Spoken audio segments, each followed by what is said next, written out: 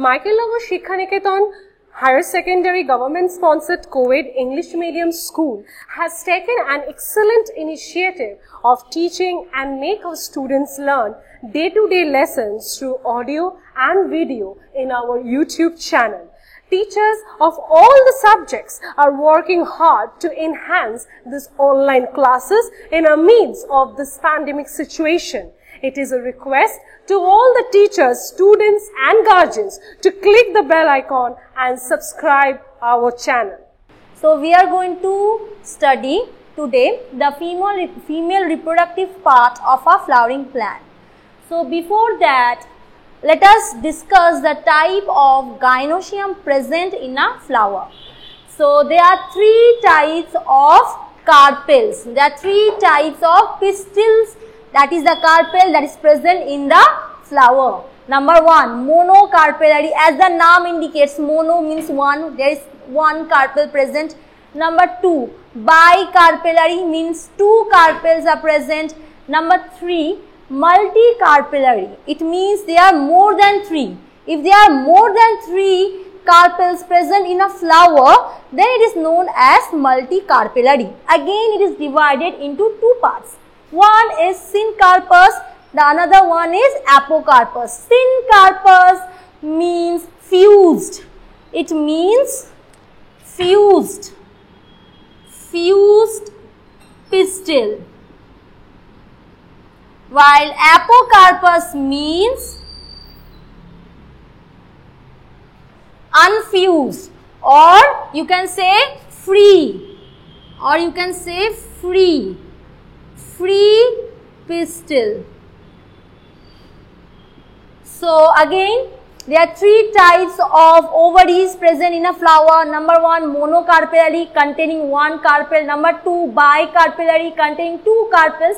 And number three, multicarpellary means containing more than three carpels. This is again, multicarpellary again divided into two parts, syncarpous, apocarpous. Syncarpous means fused, the ovaries are fused. The rest of the part of the flower are maybe free. Means the stamens and other parts are free, but the ovaries are fused. Example is hibiscus, Hibiscus rosa sinensis. And another one is apocarpous. It means free pistils, means the pistils are free. There are more than two pistils, but all the pistils are free. So example is oleander. So the next we are going to study is megasporangium. We have studied microsporangium in the previous class. So microsporangium means the place, the structure, the place where the pollen grains are formed. So megasporangium means the place or structure where the ovules are formed. So in the ovary, suppose this is a ovary. So this is a ovary.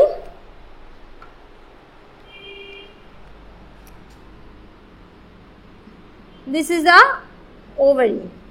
So inside the ovary, there is a stalk-like structure. Can you see this? This is a stalk-like structure. We will name it later. For now, we will write stalk. There is stalk-like structure, and on the stalk there is the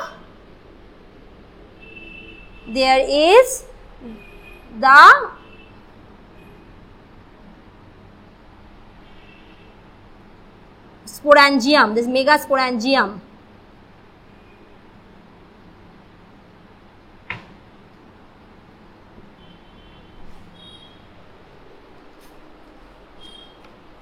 Okay, so this we can call it, let's write not megasporangium, let's write it ovule. Let's write ovule, not megasporangium. Okay, so this ovule has many coverings. These are the coverings. These coverings are known as integuments.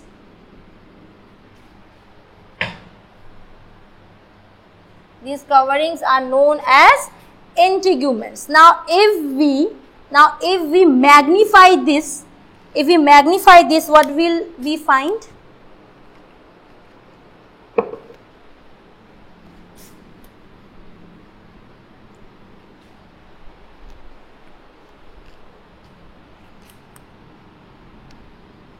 This is the ovule. So there is a opening on the top which is known as micropyle. This is known as micropyle.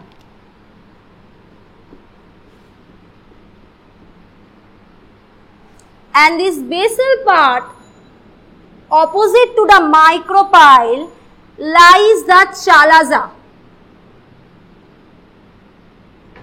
And this stalk which we were talking, this stalk is known as funicle. Now, M for micropyle, C for chalaza and F for funicle. It looks like this. This is the ovule. It looks like this.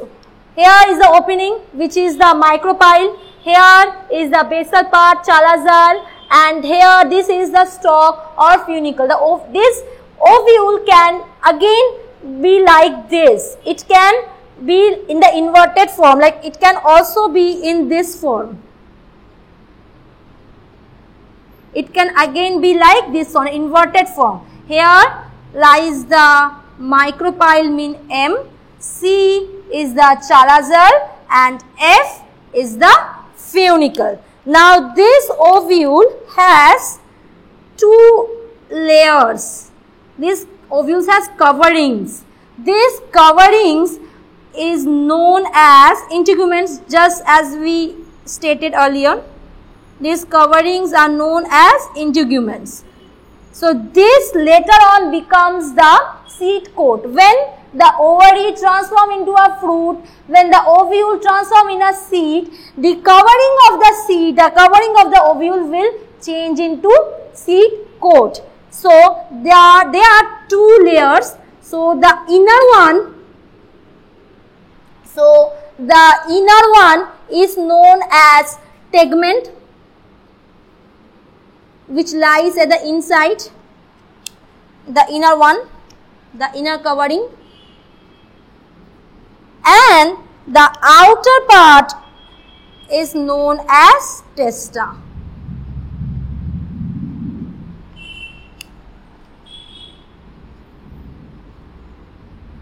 So again, the ovule has a stalk called funicle. The basal part and has an opening called micropyle. The basal part that is opposite to the micropyle is the chalaza. Then it is covered by two layers, two coverings, which is known as integuments, which will later further will be transformed into testa and tegment. That is, testa will be the outer covering and tegment will be the inner covering. This is the ovule. This is the funicle. So the question may arise like, is the ovule attached at a point on the funicle? Is the ovule is like this? This is the ovule and this is the funicle. So is the ovule like hanging? Is there a point where the ovule is hanging? No, there is no point where the ovule is hanging. So what happens? This funicle extends. This funicle does what? It extends, which is known as raphe. Which is known as raphe. So the ovule is not attached at a point. The ovule is not attached at a point on the funicle. The funicle extends over the ovule. The funicle, like, it is not hanging. It's not hanging. It extends. The funicle extends, which the extension is known as raphe. And as you can see, there is a small angle. Like, this is the ovule, this is the funicle, there is a small angle. This angle is known as hilum. This angle is known as hilum. So what have we studied till now? We have studied the chalaza, that is if this is the ovule. So if this is the ovule, so this is the chalaza that is this one, the topmost part is the basal end. Then we have studied funicle, this is the funicle. So we have studied this one, we have studied this one. Then we have studied micropyle, this is the micropyle, we have studied this also. Again, this is the angle of the attachment of the funicle and the ovule, which is known as hilum. We have studied hilum. And what else have we studied? We have studied raphe, that is the extended funicle, raphe. We have studied raphe, and we have also studied the integuments. These are the two integuments. Okay. So what are left? This part I am going to teach later. First we will study the rest part, and these parts we are going to study a bit later. Okay. What is left? Nucellus. So the nucellus, the integuments are covering a parenchymatous tissue, which is known as nucellus. So nucellus, this part where the integuments are covering is known as nucellus, and again nucellus are what? They are parenchymatous. They are parenchymatous. So just remember one thing, if there is the word parenchymatous, remember parenchymatous mean it contains green cell. So wherever the parenchymatous tissues are present, it means green cells are present, means chlorophyll is present. So parenchymatous will do what? It will do photosynthesis. So this parenchymatous cell tissues that is present in the nucellus will do what? Photosynthesis, and will produce food, for this embryo sac. So nucellus work is to do what? Is to provide nourishment. How will it provide nourishment? Through parenchymatous tissue by performing photosynthesis. So we have seen the work and the place where is present of nucellus. So what is left? This total part, this embryo sac is left. So let's study this.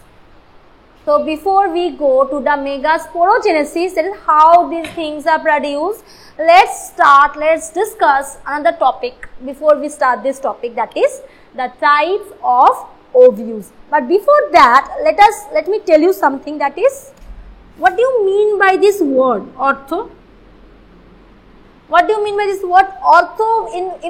If we utter this word, mainly the term like orthodontist, orthodontist or orthopedic surgeon comes to mind. So what happens? So what does our orthopedic surgeons do? First of all, it is related to bone. They will cure the bone. If you have a broken bone, so they are going to cure it.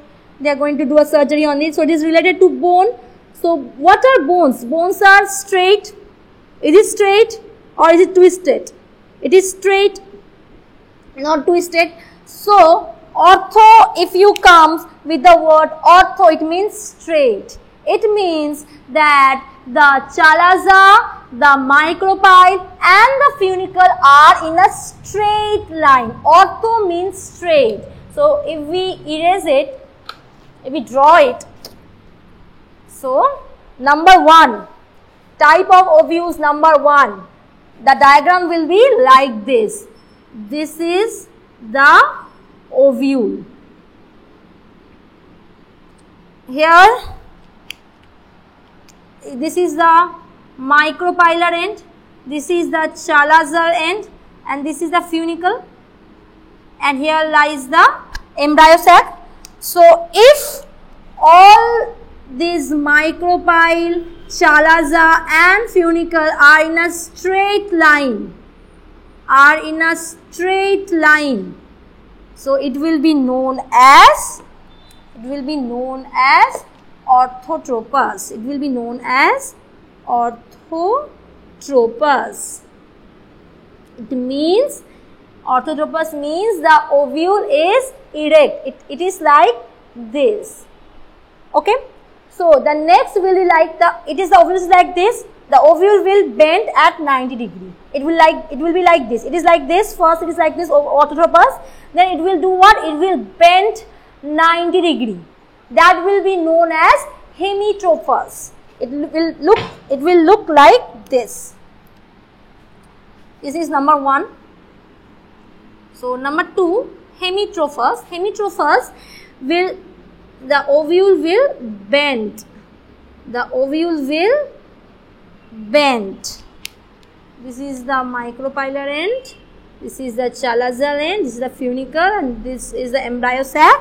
So hemi means half. Sorry, hemi means half. So it is half. It's like bented. So it will be known as hemitrophous or half inverted. So it will be known as hemitrophous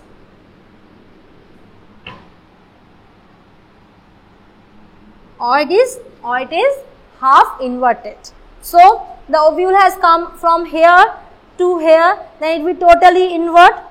So this is straight, the straight line orthotropous. Then it will bend, half inverted, hemitrophous. Now it will completely bent, completely inverted, known as anatrophous. So here the ovule will be like this.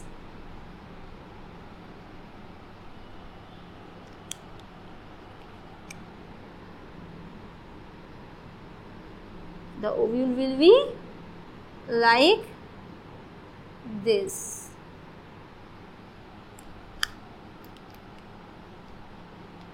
This is the embryo sac, micropyle, chalazal, funicle. It is known as, it will be known as anatrophous.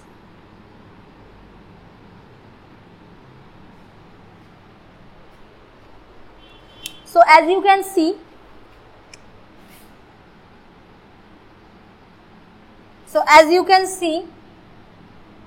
first ortho straight, hemi half bented, half straight, or you can say half inverted, and ana means completely bented, completely inverted. Next comes the amphitrophous. As the name indicates, amphi, it means both, isn't it? So here both the ovule body and the embryo sac are changed in their shape. That is, they are curved. When both embryo sac and the ovule change their shape, or they are in curved shape, it is known as amphitrophous. So what happens, as you can see, the ovules, the embryo sac are like this circle. So in amphitrophous, the embryo sac will be like this, and the ovule will be like this, and the embryo sac will also be like this. So this is the micropylar end, this is the chalazal end, and this is the funicle.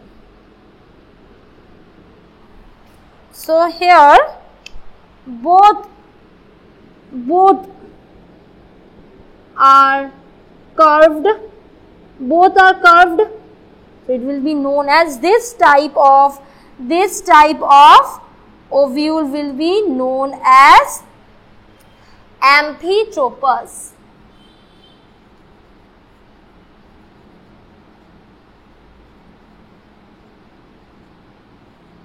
So this type of ovule will be known as amphitrophous. Then we will come to number 5, Circinotrophous. As the name indicates, Circino means snakes. The snake is coiled, it is like coiled. So when the funicle is coiled, like it's like this. If the funicle is mainly the funicle remains straight, again if it becomes like very coiled, then it will be known as Circinotrophus. So it looks like this. It's highly coiled. As you can see, the funicle is highly coiled, and here lies the ovule. Here lies the ovule. Inside the ovule there is embryo sac. So this is the chalazal end.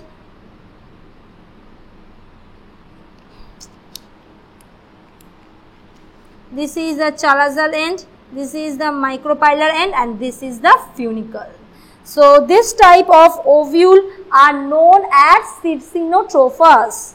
So these are types of ovule are known as Circinotrophus. And the last one, the name indicates Circino means coil. The last one is Campylotrophus. So what happens in Campylotrophus? Look.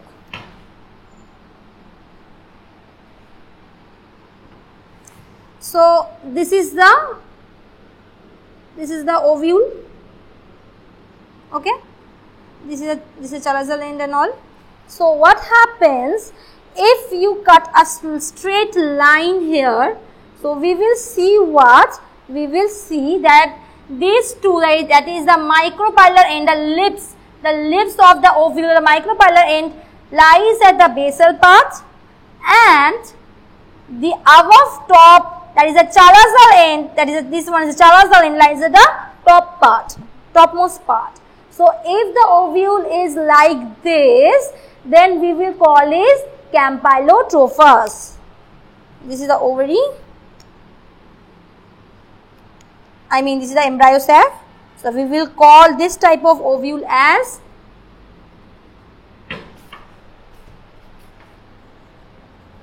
Campylotrophus.